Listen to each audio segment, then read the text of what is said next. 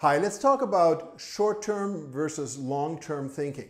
I found that most people are stuck in short-term thinking. They want to get results immediately, the whole get-rich-quick thing. What can I do right now to make money right now? And sometimes that is appropriate because you need to generate revenue and income right now to meet your obligations.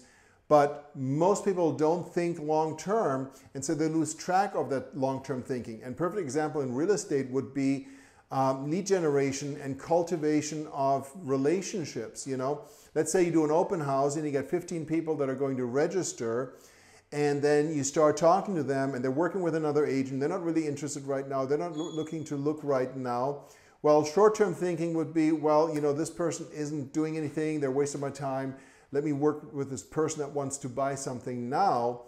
Whereas long-term thinking is, well, how can I create rapport with this person and create a relationship, because they will be able to become a customer 6 months from now, a year from now, 2 years from now, or I may be able to get referrals. And I just had a conversation about that very subject actually with one of our agents, and I asked him how he got his recent $3.6 million listing, and he told me the story how several years ago he was hosting an open house and he met someone there that didn't end up doing anything. They didn't buy anything, but they somehow connected, created a rapport, and he just stayed in touch with her from time to time.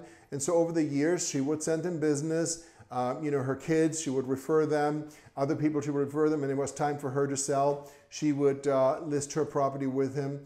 And so it's all about that relationship that will generate the long-term results.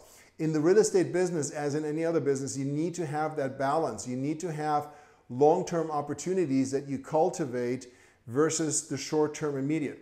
Another example for long-term versus short-term is if you want to build a following on social media. My wife is super successful on social media, has over 100,000 subscribers on YouTube. And when she first started, she was taking massive action, doing videos every single day, and there was nothing there. There were no, massive subscribers. It was done with a long-term vision, so it was short-term result put aside. There was no short-term result. It was for the long term.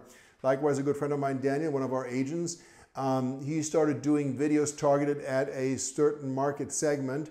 And for about a year, really nothing was happening, but he was doing videos every single week. And then after about 10, 11 months, things were starting to hit. And now he has more business than he knows how to handle. So again, you need to look at, am I just doing short-term thinking, or what am I doing for the long term? You need to have both ideally. You got to make money right now, but you also have to plan for the long term, because most real estate professionals, to be honest with you, are missing out on 90% of their opportunities because they're so focused on the now that the 90% that are going to be later, that will be something that will generate referrals, that will generate business, simply get passed by, and then somebody else will make that connection down the road when they had the opportunity to capture it in the here and now. Hope you found this helpful. As always, if you have any questions, feel free to direct message me, post your comments, follow me, subscribe, like this if you like it. And I'm Thomas Hyman with Realty Partners.